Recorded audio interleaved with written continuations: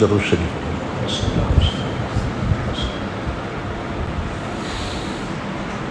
الحمد لله وحده والصلاة والسلام على من لا نبي بعده.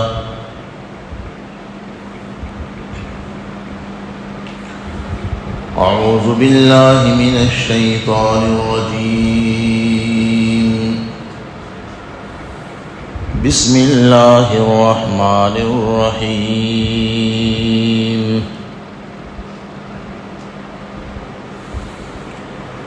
بشر المنافقين بأن لهم عذابا أليما.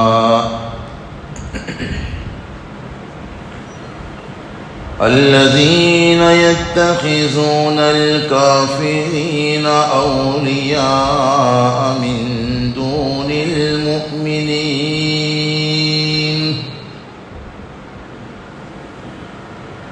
أيبتغون عندهم العزة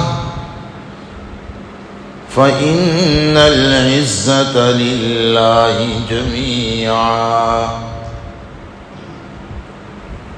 صدق الله مولانا العظيم وصدق رسوله النبي الكريم ونحن على ذلك لمن الشاهدين والشاكرين والحمد لله رب العالمين.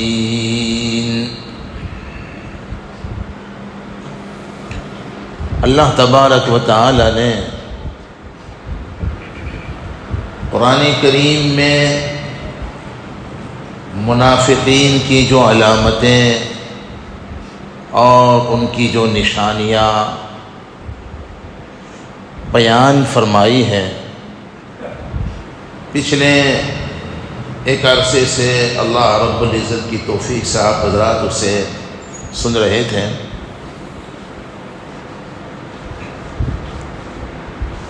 19 علامتوں کا تذکرہ تقریباً ہو چکا.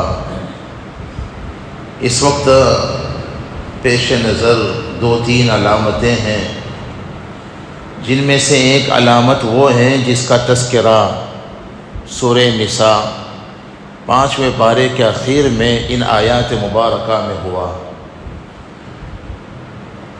اس کا خلاصہ یہ ہے، 20ویں علامت جو منافقین کی قرآن کریم میں بیان ہوئی ہے، یتخذون الکافرین اولیاء من دون المؤمنین. بہت غور سے سنیے ایک جملہ. ہم پہلے بھی بارہا یہ بتلا چکے کہ یہ بیانات صرف سنا دینا مقصود نہیں ہے، اس لیے یہ بیانات سنائے جاتے ہیں کہ ہم اور آپ قرآنی حقائق میں اچھی طرح سے غور کریں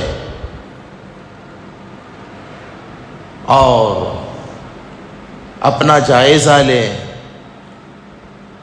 کہ خدا نہ کرے جو باتیں قرآن نے منافقوں کے تعلق سے بیان کی ہیں وہ باتیں ہم میں تو نہیں پائی جاتی.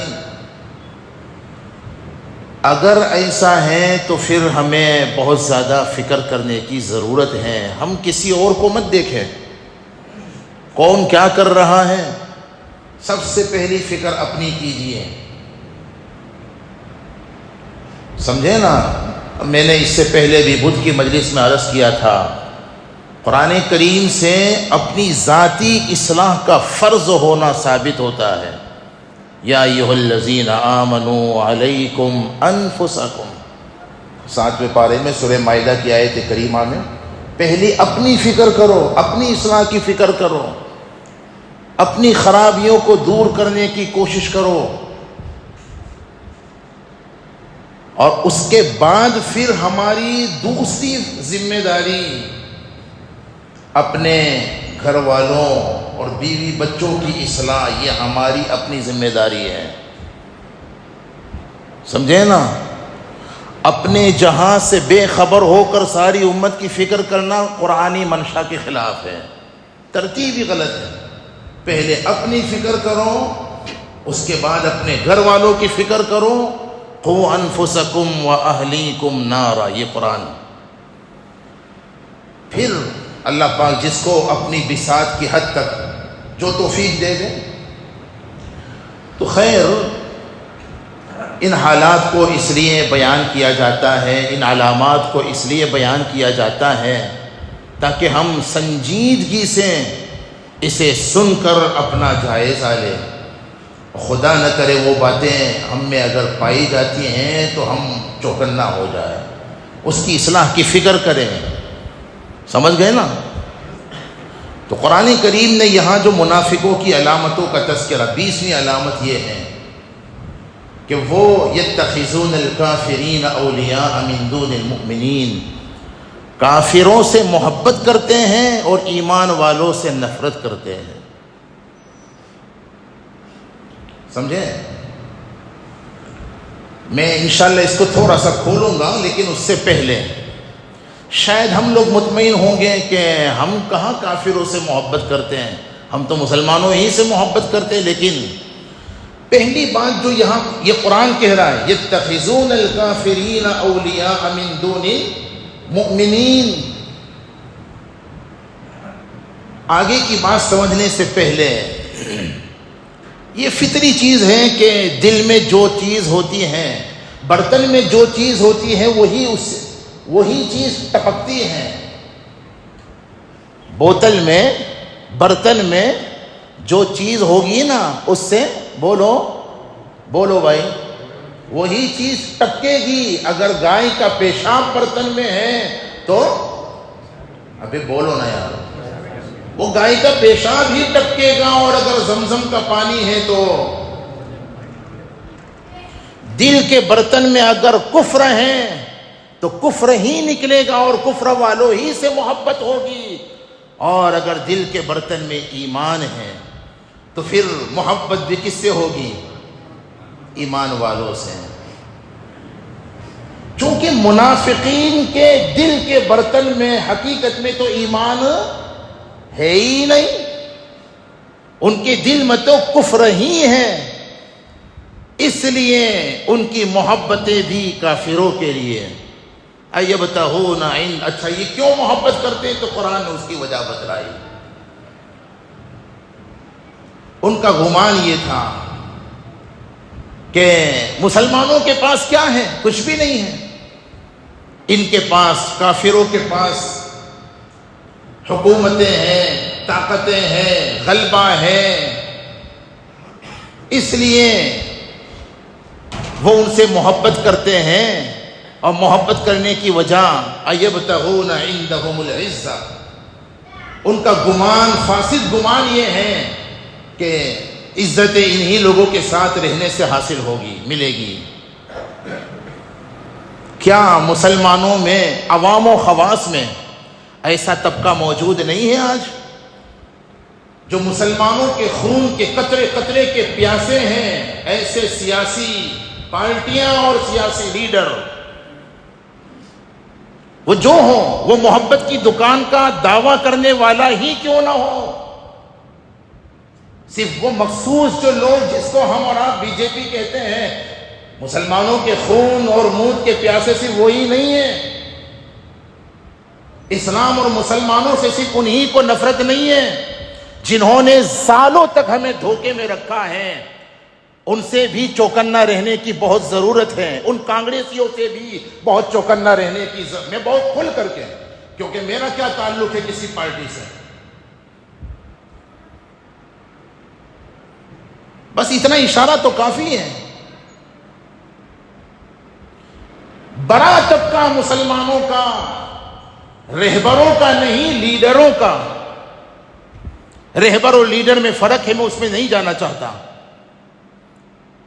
دینی اعتبار سے جو بڑا ہوتا ہے، چلیے اختصار کے ساتھ کہوں،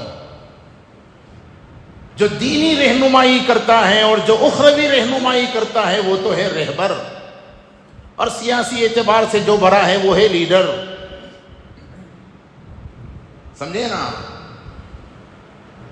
لیڈر کے پیش نظر اپنا مفاد عموماً ہوتا ہے اور رہبر کے پیش نظر قوم کا اور امت کا مفاد پیش نظر ہوتا ہے. خیر، کیا ایک بڑا طبقہ یا ایک طبقہ، بڑا کو چھوڑیے، ایک طبقہ ہم میں ایسا نہیں ہے جو مسلمانوں کے اور اسلام کے کھلے دشمن ہیں، پھر بھی ان کی گودوں میں جا کر اس لیے بیٹھتے ہیں کہ ان کا غلبہ ہے، ان کے پاس اقتدار ہے، ان کے ساتھ رہنے سے ہمیں کچھ عزت مل جائے گی؟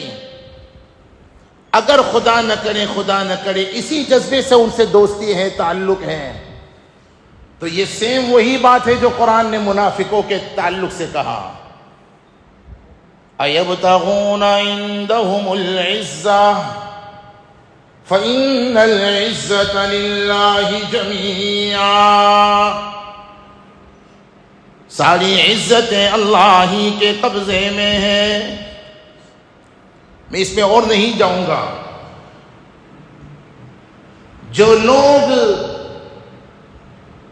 اس صفت سے متصف ہے، جن لوگوں میں یہ بات پائی جاتی ہے کہ بے ایمانوں سے اور کافروں سے محبت رکھتے ہیں اور مسلمانوں سے نفرت رکھتے ہیں، اور خدا کی قسم جن کے پاس صرف دنیا کی تعلیم ہے اور دین سے بالکل دور ہے، میں اس سے پہلے بھی بتلا چکا تھا، یہ بھی منافقوں کی ایک علامت ہے کہ دین کی سمجھ سے اور دین کے فہم سے بالکل دور ہے، اور دنیاوی سمجھ بوجھ اتنی ہے کہ بال کی کھال نکال دیں، اور دینی حال یہ ہے کہ کلمہ تک نہیں آتا۔ اسی کو قرآن نے کہا تھا یعلمون ظاہرا من الحیات الدنیا وہم عن الآخرۃ ہم غافلون۔ مسلمانوں میں جو لوگ صرف دنیا کی تعلیم اور صرف دنیا کے ایجوکیشن کا بھوت جن کے دماغوں میں سوار ہے، ان کا حال یہ ہے کہ مسلمانوں کو اور مسلمانوں میں دینداروں کو اور علماء کو حقیر سمجھتے ہیں، معمولی سمجھتے ہیں، ذلیل سمجھتے ہیں۔ یہ منافقوں کی علامت ہے۔ اچھا، یہاں اور میں آگے بتلاؤں، محبت کا کیا مطلب ہے؟ دلی محبت کرنا تو ہے ہی، بے ایمانوں سے دلی محبت رکھنا۔ دیکھیے، کاروباری اور سماجی اعتبار سے ان سے تعلق اپنی جگہ پر، اس کی تو شرعی اجازت ہے، لیکن دلی محبت کی اجازت نہیں ہے، سماجی تعلق کی اجازت ہے۔ بے ایمانوں سے دلی محبت اور مسلمانوں سے نفرت کی ایک علامت یہ بھی ہے جو ہمیں چوکنا کرنے کے لیے بہت کافی ہے۔ یاد رکھو، جس سے بندے کو محبت ہوتی ہے نا، اس کی تہذیب وہ اپناتا ہے۔ سمجھ میں بات آ رہی ہے نہیں آ رہی ہے؟ جن سے محبت ہوتی ہے ان کی تہذیب، ان کا کلچر، ان کا طور و طریق، ان کی وضاقتہ اختیار کرتا ہے۔ اس کو میں حدیث سے ثابت کروں گا ابھی انشاءاللہ۔ اگر یہی حقیقت ہے تو میرے بھائیوں، آج ہماری بہت بڑا طبقہ مسلمانوں کا ایسا ہے جنہوں نے حضور کی اور صحابہ کی تہذیب کو اور آپ کے طور و طریق کو اختیار کر کے، طور و طریق کو چھوڑ کر کے غیروں کی تہذیب کو اپنایا ہوا نہیں ہے، غیروں کے طور و طریق کو اختیار کیا ہوا نہیں ہے۔ اگر غیروں کی تہذیب سے ہمیں محبت نہیں ہے تو پھر غیروں کے جیسا چہرہ کیوں ہے؟ حضور اور صحابہ اور صلحاء اور بزرگوں کے جیسا چہرہ ہمارا کیوں نہیں ہے؟ اگر غیروں کی تہذیب سے ہمیں محبت نہیں ہے تو پھر غیروں جیسا لباس اور شادیوں کے وہی انداز اور کاروبار کے وہی انداز اور رہن سہن کا وہی طور و طریق کے مسلمان پہچانا نہیں جاتا۔ کیا وجہ ہے؟ کیوں ہمیں حضور اور صحابہ اور صلحاء کا طریقہ پسند نہیں ہے؟ سنو، حدیث میں آتا ہے، ہمارے آقا فرماتے ہیں، مشکات کی روایت ہے، من احب سنتی فقد احبنی. یہ حدیث پاک کے بہت صاف الفاظ موجود. جس نے میری سنتوں سے محبت کی، جس نے میرے طور و طریق سے محبت کی، جس نے میری تہذیب سے محبت کی، فقد احبنی، اس نے گویا بولو بولو بولو مجھ سے محبت کی. یہ حضور اس سے کیا ثابت ہوا؟ اگر ہمیں مسلمانوں سے محبت ہے تو مسلمانوں والا کلچر ہماری زندگیوں میں، ہمارے گھروں میں کیوں نہیں ہے؟ اقبال نے جو کہا ہے وہ صرف سنانے کے لیے نہیں کہا، چوکنا کرنے کے لیے کہا. وضع میں تم ہو نصارا تو تمدن میں ہنوز، یہ مسلمان ہیں جنہیں دیکھ کے شرمائے یہود. میرے بھائیوں، اگر ہمیں مسلمانوں سے محبت ہے تو عمل سے ثابت کیجئے. نعرے لگانے سے کچھ نہیں ہوگا. ہمارا چہرہ بتلائیں کہ ہم مسلمان ہیں، ہمارا لباس بتلائیں کہ ہم مسلمان ہیں، ہماری وضاقتہ بتلائیں کہ ہم مسلمان ہیں، ہمارا کلچر بتلائیں کہ ہم مسلمان ہیں. ورنہ اگر لباس، وضاقتہ، کلچر، تہذیب، تمدن غیروں کی ہے تو ہم زبان سے کتنا ہی کہتے رہیں، لیکن حقیقت یہ ہے کہ دل سے محبت غیروں سے ہے، مسلمانوں سے نہیں ہے. یہ تو منافقوں کی علامت ہے قرآن کے مطابق. یہ ہے وہ نقطہ جو میں سمجھانا چاہتا تھا آج. اللہ کرے کہ یہ بات ہم سب کی سمجھ میں آ جائے. ابے آمین کہنے میں کیوں بخل کرتے ہو یار؟ زور سے آمین تو کم سے کم کہو بھائی. اللہ کرے کہ یہ بات ہماری سمجھ میں آ جائے. سمجھیے تو اچھا ہے، ورنہ علماء کا کام ہے اللہ کی توفیق سے حقائق بیان کرنا. آپ سمجھیں نہ سمجھیں، عمل کریں نہ کریں، مرضی کی بات ہے. حقیقت یہی ہے. اللہ کے واسطے مسلمانوں سے محبت کی جو علامت ہے، اسلامی کلچر کو اختیار کرو، اسلامی طور و طریق کو اختیار کرو، اسلامی تہذیب کو اختیار کرو. یہ ہے حقیقت میں اسلام اور مسلمانوں سے محبت کی علامت. آپ خوب دنیا میں آگے بڑھیے، کوئی نہیں روکتا آپ کو. خوب ترقی کیجئے، لیکن مسلمان بن کر، شریعت کے دائرے میں رہ کر کے. سمجھ گئے؟ بہرحال یہ ایک علامت تھی. اس کے علاوہ ایک اور علامت سن لیجئے منافقین کی. اچھا یہ ایک فطری چیز ہے کہ جس سے محبت ہوتی ہے نا، اس کی خوشی سے خوشی محسوس ہوتی ہے اور اس کی غمی سے تکلیف ہوتی ہے. ٹھیک ہے؟ یہ قاعدہ ہے. جس سے محبت ہوتی ہے نا، اس کی خوشی سے، اس کی نعمت سے، اس کی راحت سے، اس کی عزت سے خوشی ہوتی ہے. نہیں ہوتی؟ اولاد سے محبت ہے، اولاد کو اگر کامیابی ملے وغیرہ وغیرہ، اس کو کوئی نعمت ملے، کوئی عزت ملے تو خوشی ہوگی نہیں ہوگی؟ جس سے محبت ہوتی ہے اس کی راحت، اس کی عزت، اس کی نعمت سے خوشی ہوتی ہے. اور جس سے نفرت ہوتی ہے تو پھر حدیث پاک میں آتا ہے منافقوں کی ایک علامت یہ ہے کہ مسلمانوں کی خوشی سے انہیں تکلیف ہوتی ہے اور مسلمانوں کی غمی سے انہیں خوشی ہوتی ہے. یہ میں ہواؤں میں تیر نہیں چھوڑتا، مجھے اللہ کے فضل سے یہ مزاج بھی نہیں ہے، اور جو لوگ قرآن و سنت سے ہٹ کر بیان کرتے ہیں ہمیں ان سے اتفاق بھی نہیں ہے. قرآن ہے، قرآن پاک میں فرمایا ان تمسسکم حسنۃ تسؤہم وَإِن تُصِبْكُمْ سَيِّئَةٌ يَفْرَحُوا بِهَا. چوتھا پارا، ان تمسسکم حسنۃ تسؤہم. حضرات صحابہ سے کہا جا رہا ہے اور ان کے ذریعے سے ساری امت کے مسلمانوں کو، جب تم کو کوئی حسنہ، کوئی نیکی، کوئی بھلائی، کوئی کامیابی، کوئی خوشی پہنچتی ہیں، تسؤہم، ان کو بڑی تکلیف ہوتی ہے. کہ ان کو عزت کیوں ملی، ان کو راحت کیوں ملی، ان کو نعمت کیوں ملی. وَإِن تُصِبْكُمْ سَيِّئَةٌ يَفْرَحُوا بِهَا، اور جب تم کسی تکلیف میں ہوتے ہیں، پریشانی میں ہوتے ہیں، مصیبت میں تو تمہاری تکلیف سے ان کو خوشی ہوتی ہے. یہ منافقوں کی علامت.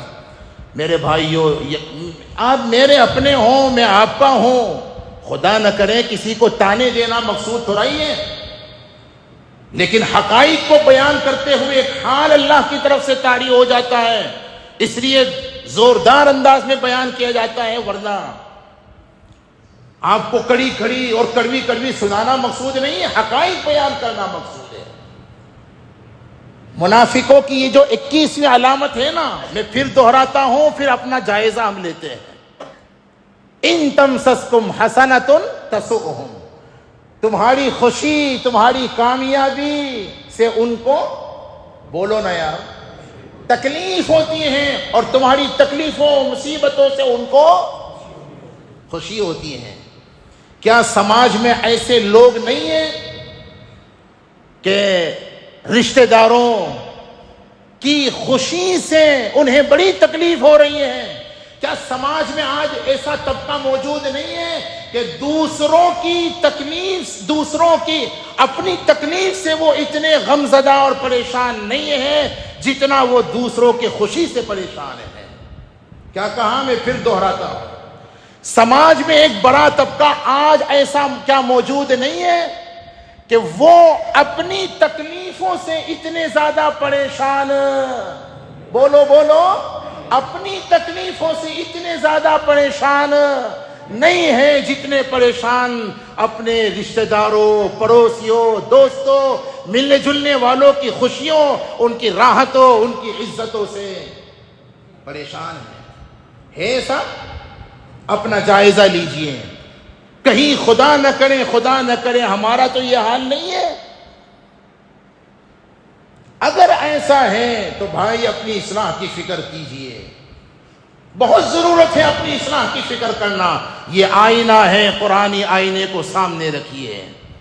اللہ تعالی ہم سب کو حقائق سمجھا دے، اور منافقین کی جتنی علامتیں اور نشانیاں ہیں ان سب سے ہم سب کی عافیت کے ساتھ حفاظت فرمائے اور اصلاح فرمائے. آمین. وآخر دعوانا الحمدللہ.